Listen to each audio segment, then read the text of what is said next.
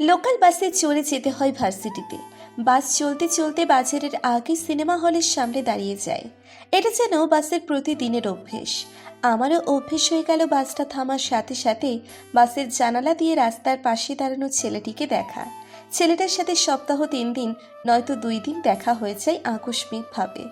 আঙ্গুল দিয়ে চোখে পরনের চশমাটা ঠেলে আমাকে জিজ্ঞেস করে, এক্সকিউজ মি, বসার জায়গা আছে?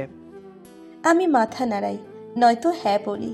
ছেলেটা বাসে উঠে আমার পাশে এসে বসে। স্বাভাবিক ব্যাপার, তাই এটা নিয়ে বলার কিছুই নেই। ছেলেটি কখনো নিচে থেকে আমার সাথে কথা বলতো না, জায়গা আছে এই প্রশ্নটি ছাড়া।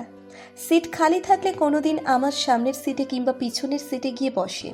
আমার পাশে বসলে ও কেন যেন চেপে চেপে বসে, যেন মেয়ে মানুষের পাশে বসতে গিয়ে নিষেধাজ্ঞা জারি করে রেখেছে। কানের সাদা ইয়ারফোনটি কোনোদিন মিসিং দেখিনি। আর কি যেন একটা পারফিউম দেয় কে জানে। বাস থামার আগেই দূর থেকে পারফিউমের স্মেল নাকে আসলেই আমি বুঝতে পারি শীঘ্রই আগমন হবে ভ্যাবলাকান্তের। নামও দিয়ে ফেলেছি, অন্য কোনো নাম মাথায় আসেনি। কুচকুচে কালো হলে কালাকান্ত ডাকতাম, ধবধবে ফর্সা হলে ধলাকান্ত ডাকতাম। যেহেতু ছেলেটা এই দুইয়ের মাঝামাঝি আর একটু ভাব নেয়, তাই আমি তার নাম দিলাম ভ্যাবলাকান্ত। ভার্সিটি যাওয়ার সময় ছেলেটার দেখা পেতাম, আসার সময় না। এভাবে দ্বিতীয় বর্ষ থেকে তৃতীয় বর্ষে পা দিই। ছেলেটাকে অনেক দিন দেখিনি। আমিও প্রায় ভুলতেই বসেছি। জীবনে চলার পথে এমন অনেক মানুষের সাথে আমাদের ক্ষণিকের আলাপ হয়, ক্ষণিকের পরিচয় হয়, কয়েকজনকে আমরা মনে রাখতে পারি। আর ও তেমন মনে ছিল না। এভাবে কেটে গেল অনেকগুলো দিন। অন্য একদিন বৃষ্টির দিনে ছাতা হাতে দাঁড়িয়েছিলাম বাস স্ট্যান্ডে। বাস আসলেই ব্যাস, দাঁড়াতে দাঁড়াতে পায়ে ছিছি ধরে গেল। এদিকে বৃষ্টির ছাপটাই আধ ভেজা হয়ে গিয়েছি। হঠাৎ ছাতার উপর টুপটাপ বৃষ্টির ছিটকিনি আওয়াজ ঘেঁষে আমার কানে ভেসে আসলো। এক্সকিউজ মি, জায়গা আছে? আমি চমকে উঠে ছাতা সরাতেই চোখাচোখি হলাম সেই আগের ছেলেটির সাথে। ছেলেটি আমাকে কিছু বলতে না দিয়ে আমার ছাতার নিচে চলে এলো। আমার হাত থেকে ছাতাটি কেড়ে নিয়ে একটু উপরে করে ধরে বলল, সরি, আপনার অ্যান্সার পাওয়ার অপেক্ষা করিনি বলে। হাতের সবগুলো অফিসের ইম্পর্টেন্ট পেপার, ভিজে গেলে ক্ষতি হতো। আপনি নিশ্চয় না বলতেন না? আমি কি বলবো বুঝে উঠতে পারলাম না। কিছুক্ষণ পর বাস চলে এলো। বাসে উঠে পড়লাম। ছেলেটিও উঠল, তবে কোনো সিটে বসলো খেয়াল করিনি। বাস থেকে নেমে যাওয়ার আগে আমার হাতে আমার ছাতাটা ধরিয়ে দিল, বলল, থ্যাঙ্কস বললে নাকি ছোট করা হয়, তাই থ্যাঙ্কস বললাম না। আসি, অন্য কোনো দিন আবার দেখা হবে।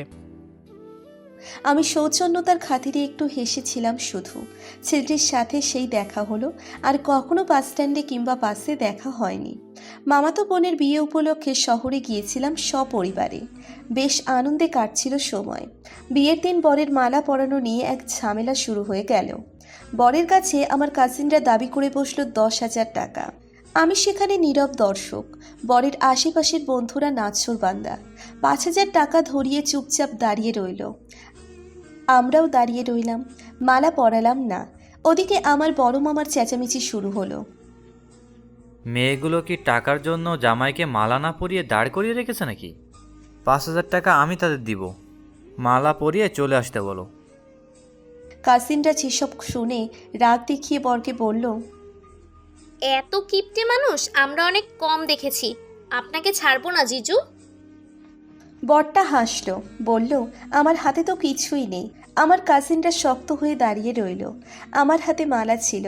আমি বললাম, পরিয়ে দে তো, টাকা পরে উসুল করিস। মামা ওদিকে চিল্লাচ্ছেন। তারাও ঘাড় তেরা, কেউ ছাড় দেওয়ার পাত্র নয়। আমি বিরক্ত হলাম। বিরক্ত হয়ে চলে যাওয়ার জন্য পা বাড়ালাম। যেতে না যেতে পেছন থেকে ডাক পড়ল, মালা না পরিয়ে কোথায় যাচ্ছেন? আসুন আসুন, মালা পরিয়ে যান। আমি হাঁ করে তাকিয়ে রইলাম। ছেলেটিকে তার বন্ধুরা বলল, আরে 5 দিয়েছি মামা, আর দিস না। ছেলেটি হাসল, বলল, এরা 6 জন না?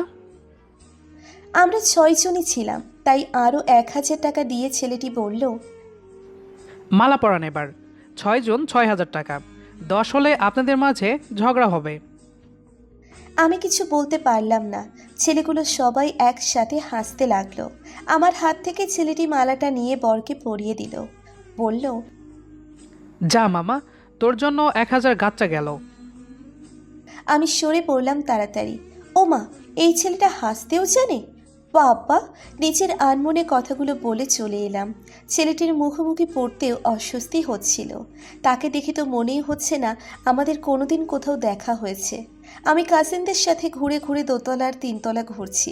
হঠাৎ দেখলাম ওই ছেলেটি হেঁটে হেঁটে ফোনে কথা বলছে। আমি তাড়াহুড়ো চলে আসতেই ছেলেটি ডাকলো। Excuse me. আমি সাথে সাথে পিছু ফিরে বললাম, জি। জায়গা আছে? আমি আশপাশ দেখে বললাম, এটা বাস নয়। ছেলেটি একগাল হেসে বলল, বসার জায়গার কথা বলিনি। আমি তাড়াতাড়ি হাঁটা ধরলাম। বসার জায়গার কথা বলেনি তো কিসের কথা বলেছে? আশ্চর্য লোক। সেদিন আর দেখা হয়নি ছেলেটার সাথে। আরও কয়েক মাস অতিবাহিত হলো। বরপক্ষ দেখতে এলো। নিচে বেশ আয়োজন। আমাকে মার কাকি শাড়ি পরিয়ে দিল, এটা ওটা শিখিয়ে পরিয়ে দিল। আমি চুপচাপ সব শুনলাম, কথাগুলো মুখস্থ করে নিলাম। নিচে যেতে না যেতেই দেখলাম বর বসে রয়েছে। বেশ চাপা স্বভাবের মনে হবে। আমি যে এলাম তার পাশে বসলাম, সেদিকে কোনো খেয়ালই নেই। সালাম কুশলাদি শেষে হুট করে কোথা থেকে একটি ছেলের সামনে এসে আমাকে একটু সরে বসার ইঙ্গিত দিয়ে বলল, এক্সকিউজ মি, জায়গা হবে? আমি চমকে উঠে চোখ তুলে তাকালাম ছেলেটির দিকে। তাড়াতাড়ি সাইড দিলাম। ওই গম্ভীর মুখর ছেলেটা কি যেন বলল তাকে। সে মুচকে হাসল, মাথা নিচু করে গালের ভেতর করে মিনমিন করে বলল, বর রেখে বরের বড় ভাইকে পছন্দ হতে হলো? আমি মাথা নিচু অবস্থায় তার দিকে আর চোখে তাকালাম। চোখ বড় বড় করে ইশারায় জিজ্ঞেস করলাম, আপনি? ছেলেটি হেসে অন্যদিকে ফিরে গেল। আমি মিনমিন করে বললাম, খাটাস একটা।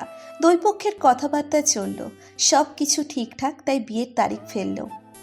মেহেন্দির সন্ধ্যায় তার আগমনে বাড়ির সবাই বেশ অবাক হলো। মুরব্বীরা একে একে অনেক কথা বলা বলি করলো।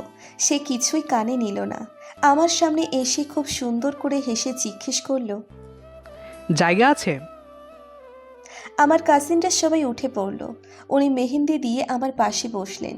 আমার হাতের তালুতে কি যেন আঁকিবুকি করছে। আমি তখন তাকে ভালো করে দেখাই মগ্ন। এই অল্প জানাশোনার মানুষটা আমার বর হতে যাচ্ছে। উনি আমার হাতে আঁকিবুকি আঁকতে আঁকতে নিচু গলায় বললেন। আমি বসার জায়গার কথা বলিনি তো। আমিও তার মতো করে জিজ্ঞেস করলাম, তো কিসের কথা বলছেন, বুঝিনি তো। উনি হাসলেন, কি যেন একে বড় করে নিঃশ্বাস ফেলে বললেন, ব্যাস। আমি আমার হাতের দিকে তাকালাম, দেখলাম খুব সুন্দর করে লেখা, তানভীর রুষা। আমি বললাম, ভালো হয়েছে। উনি হাসলেন, বললেন, ভালো হবে না কেন? ভালো হতেই হবে। তানভীর লিখেছে না, তাও রুষার হাতে। ওই যে মেহেন্দি লাগাতে এলো, তার পরপরই চলে গেল। বেশ কয়েকজন বন্ধু বান্ধবও এলো তার সাথে। সবাই আমার হাতের মেহেন্দি দেখে মিটি মিটি হাসছে। ছোট কাকি বলল, আহা, বেচারার তর সইছে না, তাই সোজা চলে এসেছে। আমি রাখলাম, ওই লোকটার কারণে সবাই আমাকে এত কথা শোনাচ্ছে। মেহেন্দির পরে অবশেষে বিয়ের দিন এলো। বিয়ে সম্পন্ন হলো। বাড়ির সবাইকে ছেড়ে আসতে কষ্ট হলো ভীষণ। চেনা বাড়ি, চেনা মানুষগুলোকে ছেড়ে এবার অচেনা মানুষ আর অচেনা বাড়িটাকে আপন করে নেওয়ার লড়াই শুরু। চোখের জল ঝরেছে, তাই মাথা ব্যথা শুরু হলো শ্বশুর বাড়িতে পা রাখার সাথে সাথে। এই মাথা ব্যথা উঠলে আমি পাগল পাগল হয়ে যাই। এত হাসি তামাশা আনন্দ কিছুই ভালো লাগছে না। কিছুক্ষণ পর দেখলাম আমার পাশ থেকে সবাই চলে গেল। হাসি তামাশা থেমে গেল। আমি স্বস্তি পেলাম। কাঙ্ক্ষিত মানুষটি আসলো। আমি মুরব্বীদের শেখানো কায়দা কানুন পালন করতে গিয়ে বাধা পেলাম। উনি আমাকে পায়ে হাত দিতে বারণ করে পিছু হটে জিজ্ঞেস করলেন, আগে বলুন, জায়গা আছে? আমি রাগের বশে কাদার বদলে হেসে দিলাম। উনি ওনার পাঞ্জাবির পকেট থেকে তাজা গোলাপ ফুল বের করলেন, আমার দিকে বাড়িয়ে দিয়ে কপাল বরাবর ফু দিয়ে বললেন, এই গোলাপটি ততক্ষণ আমার যতক্ষণ আপনি বলবেন জায়গা আছে। যদি বলেন আছে, তাহলে গোলাপটি আপনার। আমি দাঁতে দাঁত ঘষে বললাম, কিসের জায়গা? তিনি একগাল অমায়িক হাসলেন, বললেন, ওই যে মনের। আমি বললাম, আপনি সব সময় এটাই বোঝাতে চাইতেন? উনি দুপাশে মাথা নাড়িয়ে আমাকে কাছে টেনে গোলাপটি কানের পাশে গুজে দিয়ে বলে, এবার বলুন, জায়গা আছে? আমি একটুখানি হাসলাম, নরম গলায় বললাম, একদম, পুরোটা। উনি হেসে কপালে দীর্ঘ এক চুম্বন বসালেন। আমি বললাম, মিস্টার তানভীর, হুম। জায়গা আছে? উনি হেসে দুই বাহুর মাঝখানে আমাকে পিষ্ট করে বললেন, জায়গা দিয়েছি সেই কখন, আর আপনি জানতে চাইছেন এখন? আমাদের আজকের গল্পটি আপনার কাছে কেমন লেগেছে সেটি অবশ্যই কমেন্ট করে জানাবেন। দেখা হচ্ছে আবারও নতুন কোনো গল্প নিয়ে। সেই পর্যন্ত আমাদের সাথেই থাকুন। ধন্যবাদ সবাইকে।